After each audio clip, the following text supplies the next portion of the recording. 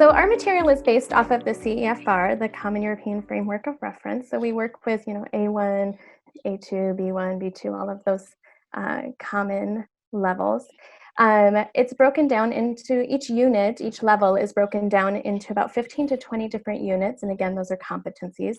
And to give you an idea of what that looks like overall, this is the general breakdown of each unit. So we start each unit with a page explaining the goal of that unit. What do we hope that you will be able to do? What can you expect to learn? I'll give you an example of that in just a moment. Then we go through the starting up, kind of introducing the topic. And then we go through the tools, right? We want the students to have the correct tools to be able to perform this thing, right? So if it's small talk, we want to give them the right vocabulary for small talk. If it's grammar, the right vocabulary for grammar, or the right grammar topics for small talk, so forth and so on. And of course, we're going to include the skills of reading, writing, speaking, listening in each unit, but each of them are going to, of course, be focused on being able to perform the competency. We also have a pronunciation section, the challenge, which is optional and generally is related to something outside of the classroom. So for example, it might be something like call a hotel and ask them about their prices. Things like that are kind of putting it into use in the real world. And then we have a review. And as Brian also mentioned, we have the exams, which I use the term exam lightly because, again, it's not focused on any kind of point system. It's not about a grade. It's really focused on recognizing if the student has mastered this competency or if there's something that needs to be reviewed and to go over again. So we don't want the students to ever feel this tension when it comes to practicing what they've learned.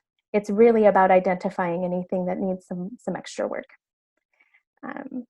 So again, the CEFR levels are here on the right. You can get an idea of it. And we have over 140 units, and that basically is about 600 hours of content. We like for the students to work at their pace. We like for the students to have their own autonomy in their learning process, to be able to move as quickly or as slowly as they need, because our goal is for them to meet their goals. Each exam appears about every 4 to 5 units. And then currently we have the general English and the business English options. And the beauty of that, I'll give you a couple of examples here of the table of contents. You can see the vocabulary, the grammar that we're working with, the different competencies.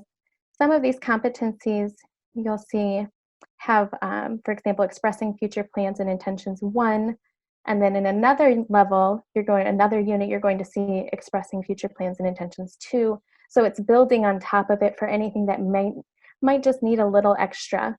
For example, this is an A1 unit. You're focusing on being able to express years using common verbs, things of that nature. And here we have the vocabulary for life events, vocabulary for future plans here at the bottom with the expressing future plans and intentions 2. So you can see how it builds on. We also have the business units, which have some similar content. We really wanted to focus on making these so that they're parallel. So someone who perhaps started in general English could easily transfer over to business English if they wanted to. They could transfer back to general English.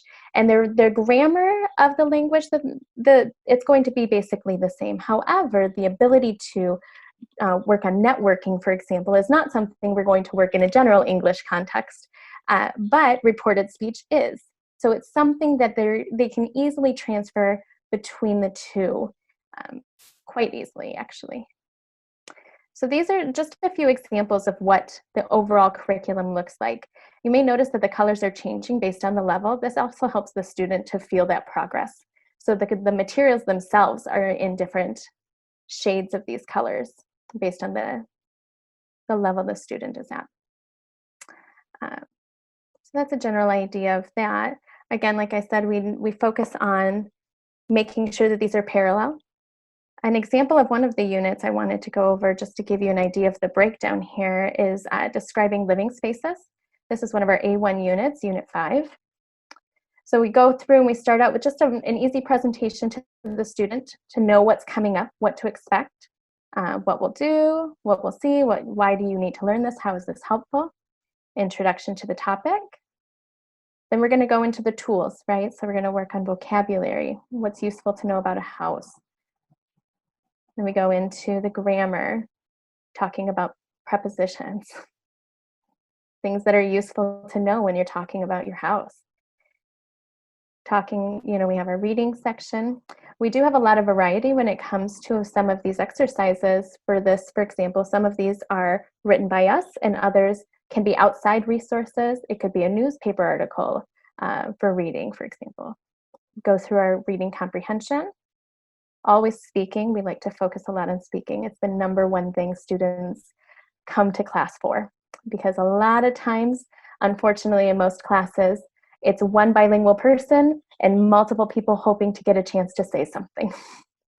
So in this case, we focus a lot on our speaking, giving the opportunity for students to express themselves. And we have a video here. It may also be an audio in the future, depending on what unit you're working on. Comprehension, back to speaking, writing, pronunciation, and then right into the review. So this is an idea of how the class or how the unit structure goes. We have a lot of different competencies, as I said, there's 15 to 20